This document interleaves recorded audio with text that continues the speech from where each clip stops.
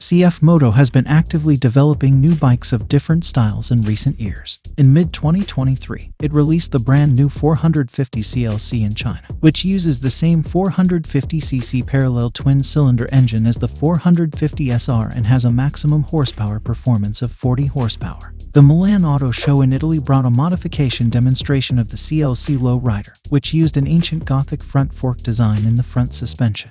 So keep watching. CFMoto CL-C Low Rider inherits the original bobber style shape, but replaces the front suspension part with a more old-fashioned Gothic front fork. And unlike the traditional Gothic front fork, the front shock absorber is placed upright. CFMoto CL-C Low Rider adopts a common multi-link form similar to the rear suspension, and changes the Ohlins front shock absorber to a horizontal one.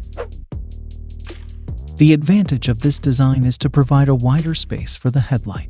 In addition to the eye-catching Gothic front fork design, a set of SC Project exhaust pipes with double exits on one side are also installed on the side of the body. The thick tailpipe barrel brings a tense visual effect. The original 450 CL-C seat cushion is thick behind the back-end. Earth removal has also been completely removed and changed to the form of lowering the card rack and lowering the earth removal.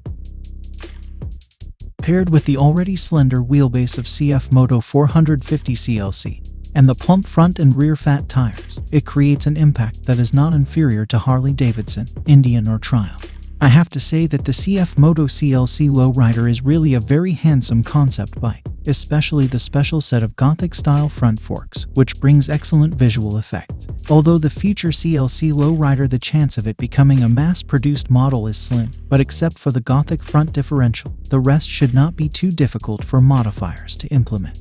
That's all.